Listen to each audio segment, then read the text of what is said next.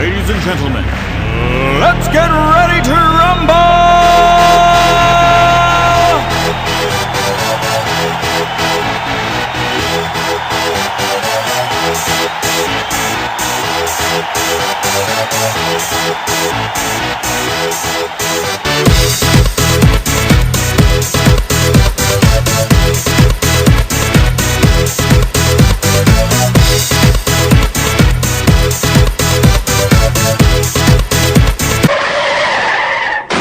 Alright, so wait a minute. So we got natural selection here, which is the best species survive and the rest die in response to a cruel and unforgiving environment. So you mean to tell me that humans are so influential on the planet that we now are that unforgiving environment, essentially choosing who lives and who dies? Yeah.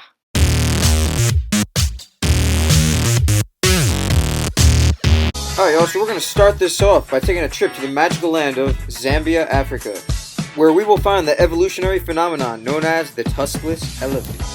Alright, so we might ask the question, why go tuskless? Well, the answer is, it's because of a certain group of people known as poachers. Alright, so pretty much these poachers were killing elephants so they could sell their valuable tusks for use in things like piano keys and like fine sculptures. So, who are they killing? Well, they're killing the large tusk elephants because big tusks equal more money.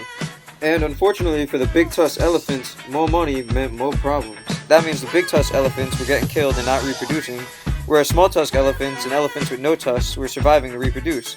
Thus, via natural selection, you now have elephant populations where only 5% of the elephants have tusks, which is a decline of 40% in just 20 years. That's evolution for you.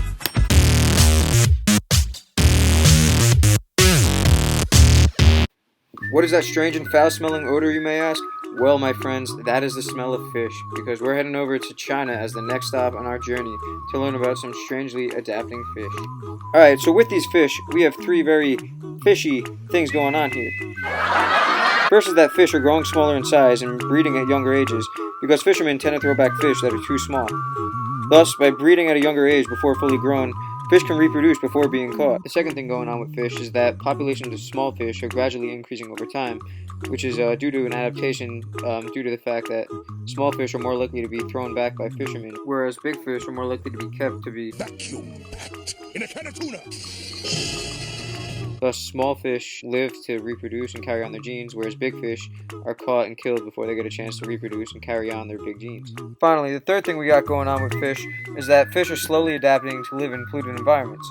Thus, as humans continue to pollute waterways, the now minority of fish which can filter out toxins and survive in the polluted environments will soon become the majority of fish, as fish which cannot live in the polluted environment will slowly die off, possibly to be turned into the next Big Mouth Billy singing fish, thanks to a little thing called evolution.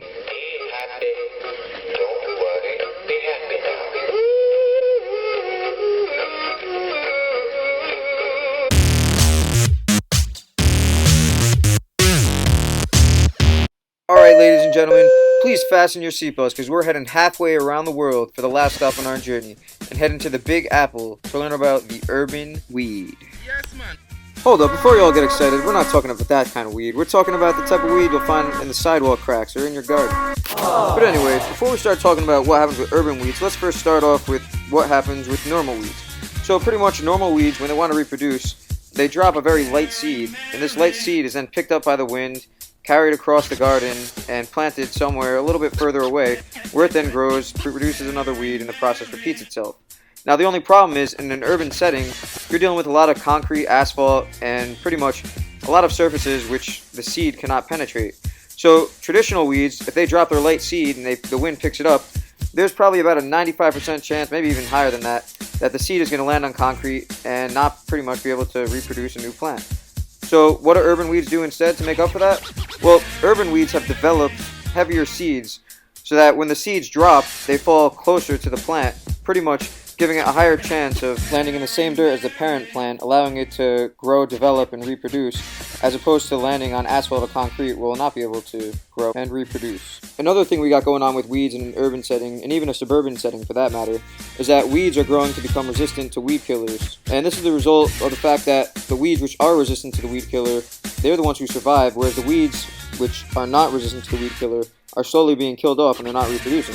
And the same applies for, insects with pesticides and, bacteria with immunizations, as the ones which can resist the drug or the pesticide which is trying to kill them, they're the ones that survive and reproduce, whereas the ones that don't slowly die off and become non-existent.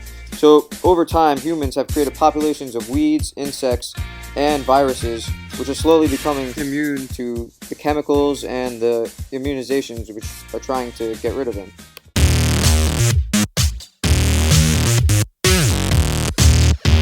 Alright y'all, so to wrap it all up, we got elephants that don't got much tusks, we got fish that can somehow survive in that pollution-ish, and we got weeds that have developed bigger seeds. All thanks to humans getting involved in nature.